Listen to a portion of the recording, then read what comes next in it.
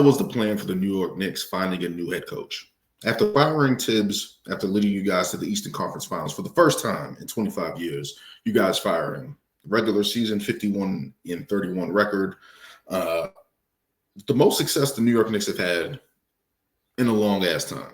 And to turn around and fire Tibbs was questionable, but I understand why they did it, right? There's other things that went into decision-making in terms of his rotations of players, playing his starters 40-plus minutes even during the regular season, night after night after night, running guys basically into the ground. That's always been the rumors from his time in Chicago with Derrick Rose, Luol Deng, Joakim Noah, those guys getting hurt in Chicago.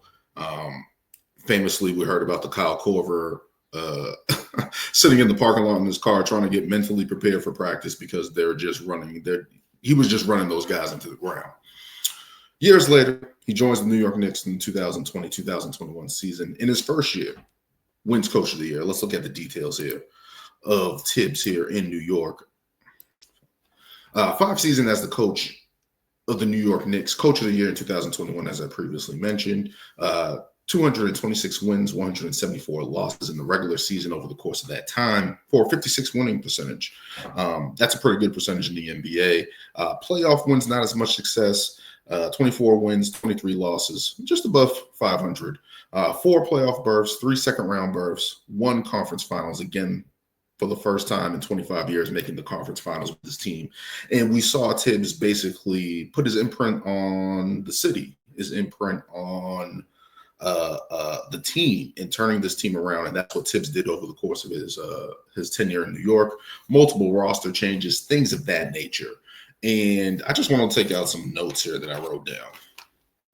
I just put Tibbs' credentials as the New York head coach for the past 5 years. Before that, from 2000 to 2019, the New York Knicks had a 693 wins, 997 losses for a 41% winning percentage over that time.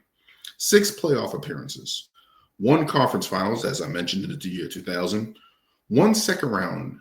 I believe that was in 2013 when they went up against the Indiana Pacers, where they faced Paul George, Roy Hibbert, that team. Everybody remembers the block on Carmelo Anthony in that one. 4 first-round exits.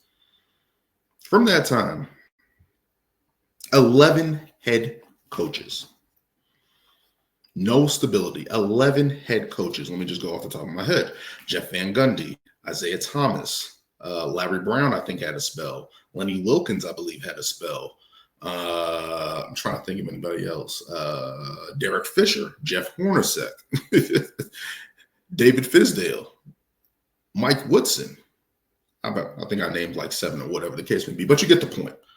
There's no consistency. There was no stability with the New York Knicks over that time. There was no period of winning for the New York Knicks over that time. So to fire this head coach that led you to the Eastern Conference Finals had the most success since the year 2000. It's crazy, right? It's crazy to do that. And you turn around and you look at it from that standpoint and you're just going, what the hell are the New York Knicks doing? But I understand them moving on from Tibbs, running his players into the ground, not the best on the X's and O's on the offensive point, kind of running that Derrick Rose offense where he gave him the ball and Jalen Brunson the ball in his hands. And Jalen Brunson, for his credit, has proven that he's more than worth his contract. He took a pay cut. Also, the NBA Kia's Clutch Player of the Year. Good in those situations.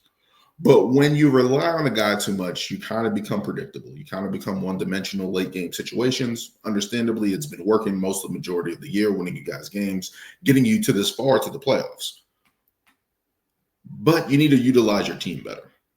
Karl-Anthony Towns, Mikal Bridges, the bench, for whatever the case may be. Over the course of the season, he should have used the bench and got them better prepared for the playoffs. That's what most teams usually do. And we're looking at both these teams that we just saw in the NBA Finals do that. Oklahoma City and Indiana have depth, use multiple players, play their bench, being able to step up in big moments, in critical moments, to help their team over the course of games. Tibbs wasn't doing that. Tibbs has a history of not doing that, really not trusting his bench unless he needs to. Kind of the thing that his Achilles heel as a coach, relying too much on his starters.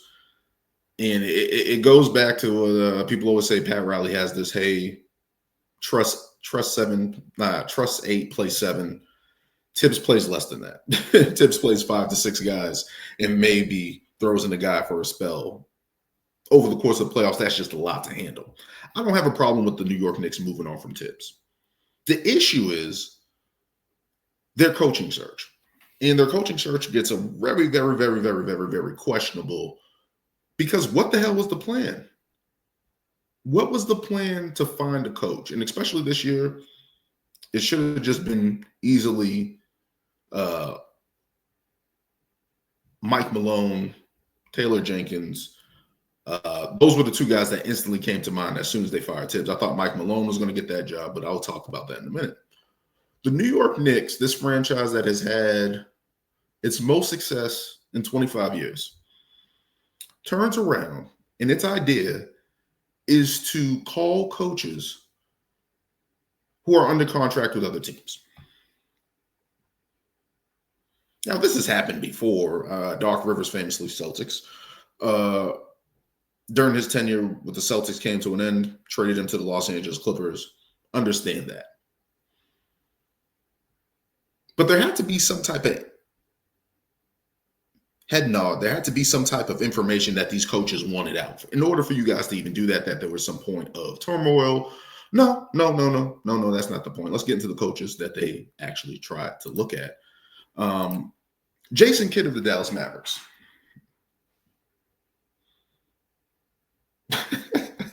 Now, I know there's a situation out there with the whole Luka Doncic trade. Was he involved in it? What did he know? Was he blindsided? Whatever the case may be. If I'm Jason Kidd, why am I leaving that situation? I just got to the finals a couple years ago. The franchise actually believes in me. 179 wins, 149 losses for 54 winning percentage in his time in Dallas. Of course, got to the Western Conference Finals a couple times and made the NBA Finals. Why would you ask Jason Kidd to interview the Dallas Mavericks, to interview Jason Kidd, when they have the number 1 pick, they have Anthony Davis, they're potentially signing Kyrie Irving back, they have tradable pieces to move? Why would he leave Dallas to go to New York and coach the New York Knicks, who have questionable contracts? You traded all your picks to Brooklyn for Mikal Bridges. You don't really have a bench, and there's not really too many moves you can make as that versus the Dallas Mavericks, who at least have some tradable contracts. I think they just extended Daniel Gafford. If I saw that, I think it was for $60 million. I don't know how long, but there's just more moves to make in Dallas. Even though the Western Conference is tougher, it doesn't make sense to lose that, especially when you got a kid like Cooper Flag coming in who can potentially help your team win, especially next to Anthony Davis. Have all these guys like an incubator that can help him and thrive in his role in Dallas.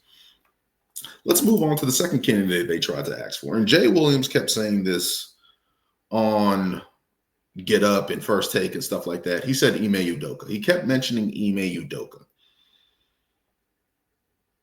which doesn't make a hell of a lot of sense. Ime Udoka just got to Houston. This team, Houston, took a chance on him when I don't know who other teams were calling in for his duties after getting dismissed from the Boston Celtics. 93 and 71 over his tenure there. Took the Warriors to Game 7 this past playoffs. Has a young core team. They just traded for Kevin Durant. This was before Kevin Durant was announced to be traded, et cetera, et cetera. But if I'm Ime Udoka and I was able to coach this team to 50 wins in the Western Conference, whatever injuries happen in the Western Conference, whatever the case may be, why would I leave Houston with this young core that I can turn around and build and put my footprint here? I have Amen Thompson, have Alfred Sengun, have Jabari Smith Jr., have Eason off the bench, Cam Whitmore, Reed Shepherd. There's a lot more room to grow here to figure it out. Why would I then leave Houston to go to the New York Knicks and run that show? And mind you, just now, he just signed a contract extension. Now, I know contract extension for coaches don't usually always just, they're kind of like NFL contracts for running backs. They kind of you can just get fired, as we just seen with Tibbs and other guys like that. But what sense does it make for him to turn around and then take that job? It doesn't make any sense for him to take that job. And that's why Houston also denied the request. Let's get into the other guys that they asked to call for. Chris Finch of the Minnesota Timberwolves, Quinn Snyder of the Atlanta Hawks, and Billy Donovan of the Chicago Bulls. Now, we got Chris Finch here, who just got to the Western Conference Finals again with Anthony Edwards. And yes, this roster isn't the best or whatever the case may be. This is the most success Timberwolves have had in their history in a long-ass time since 2004. Probably in their franchise history, yeah. He has 209 wins with the Minnesota Timberwolves, 160 losses, 56% winning, 500 in the playoffs, but has gotten to 2 conference finals. Why would he leave the Minnesota Timberwolves with Anthony Edwards and turn around and go to the New York Knicks? That just doesn't make any sense. Let's move on to Quinn Snyder. Now, Quinn Snyder has just recently been in Atlanta the past couple of years, 86 wins, 99 losses, 446 winning percentage. Makes sense, right? Like, I can understand them going after him and trying to get him. Not much success in Atlanta. You don't know which direction with Trae Young is going. It's not the best situation. But they have a couple of guys there on the young core that they can actually continue to build with and figure it out. This is when I knew things were going left. When the Bulls don't even let you get Billy Donovan, who has an under 500 record with the Chicago Bulls, has a 1-4 record in the playoffs. When they don't let you have an interview with Billy Donovan, mind you, who they just extended as well. They just extended Billy Donovan. Why would you guys even reach that far to go after Billy Donovan? Maybe it's the X's and O's part on the offensive end. Cool. His connection with young players. Cool. I understand that. But the Bulls aren't even going to let you interview their coach. You have no assets to trade them in terms of picks. I don't know if you can trade players for coach. I don't know. You can't. I think you can trade draft capital. But you guys gave up all your draft capital in the Mikal Bridges. So if I'm Atlanta, if I'm Chicago, why would I want anything from you guys? And if I'm Minnesota, why would I let you talk to my coach who just got us to 2 conference finals? That just doesn't make an ounce of sense in the world for the New York Knicks to do that. And yes, the New York Knicks are a better franchise today than they were a couple of years ago. But to have all this success, to have this momentum of success, and then turn around and then do something so stupid, what was the plan there? What was the plan for you guys moving forward to find a coach? These are 5 coaches in the NBA under contract. 5 coaches who have varying success that all said no to you guys. Now, my thought in my head was that they were at least going to give Tibbs 1 more year. And why they were going to give Tibbs 1 more year? Because the coaching market isn't there. I think Jay Wright, even from Villanova, the coach that coached all these guys to a championship from Villanova on the Knicks, to a national championship in college, even he said no. So when you look at it from that standpoint, what was the plan? There was no plan. It was just in the Knicks, and we got this cachet, and we just made the conference finals, and that's going to be enough. Do you understand that you guys are the New York Knicks? I don't think they understand that they're the New York Knicks. All that cachet that you guys thought was cool isn't there yet. So for them to do that and just try to just pilfer coaches from around the league and stuff like that, it's stupid. But let's look at the candidates that they're actually trying to go after. Mike Malone, who recently got fired from the Denver Nuggets right before the playoffs, obviously NBA champion, great coaching record. I thought he was a great coach even all the way back in Sacramento. Sacramento wrongly fired him all those years back. I think Denver fired those guys, fired him prematurely. I know there was some beefing with Calvin Booth, the GM, who they also fired. So Denver just completely rehauled everything there. I understand going after him, championship coach, toughness. His father has a history with New York. I believe Michael also has a history with New York. I believe his father was the assistant coach, I believe, with those Detroit Pistons teams in New York for a time in New York as well. Mike Malone grew up in the New York area. So it makes sense that you guys, that should have been the first option that the New York Knicks went after was Michael Malone. It just made too much sense. But I think in their head, they didn't want to deal with the headaches of a coach clashing with management. I think that's the one thing that they didn't want.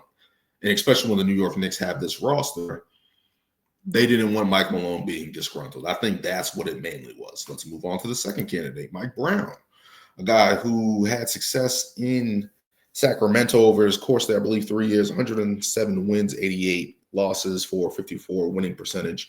Got to that playoff series against the Golden State Warriors and lost in 7. Had a falling out there, of course, with reportedly De'Aaron Fox and that management and that organization and stuff like that, of just not getting the most out of those young guys. Despite that team actually making the playoffs for the first time in a long ass time since 2006, I believe. So he also has a history of turning teams around. Expanded his game planning on the offensive end. We saw that they play a high pace, something that the New York Knicks should probably implement. Also has a defensive history background, probably can fix your defense and stuff like that. Would make sense, right? Would make sense. Taylor Jenkins, who was recently fired by the Memphis Grizzlies right before the playoffs, as well as Mike Malone. 250 wins, 214 losses as during his time in Memphis. Really good coach. He had some issues with his team as well. There was all these things with the offense that they were running. John Moran didn't like it, even though over the course of the season it was bringing them some type of success. He's more of a pick and roll type of coach. Memphis has been one of the better defenses over the past couple of years. Has really developed. I think the only issue with him in Memphis was the injuries to John Morant, Jaren Jackson Jr., Desmond Bane, Brandon Clark, just fighting the injury bug, stuff off the court that he couldn't control. And I think that's the main reason why he didn't have that success in Memphis that he should have had, in my opinion, because I've always been a fan of Memphis and what they've been doing down there. Chickens came home to roost there on that one. Those should have been the guys, the potential hires for them right off the bat. Those 3 guys should have been interviewed right off the bat. And for whatever reason, the New York Knicks did not do that. They did not do that. And to God, I have no idea why they didn't just talk to those guys first, especially firing Tibbs. So you turn around there now, and now we're, at the time of this recording, we're a day before the draft. So we're heading into the draft, and they still do not have a coach. A guy that can come in and work with the GM and figure out what they're doing roster-wise and figuring it out. And that's a recipe for disaster because now you don't have everyone on the same page. You have management making decisions without the coach who's actually going to be running the team. Things of that nature. Do you think this is going to end well for the New York Knicks? And I know they're thinking, hey, Jason Tatum's hurt. Tyrese Halliburton. Well, when this happened, Jason Tatum's hurt in the Eastern Conference. Now Tyrese Halliburton's hurt. The East is open. We got to the conference finals. Indiana's going to be out of it. Cleveland's still trying to figure out what they're going to do. Boston's retooling. Orlando's trying to make a push with the Desmond Bane trade, which I will talk about in another video. But the fact that they didn't have their ducks in a row to actually go out and find a coach and just thought they were just going to ask other teams for their coaches when they don't have draft capital is stupid. And it just brings you back. What the hell were they thinking? The New York Knicks got too high to the sun, and this might come to bite them in the ass.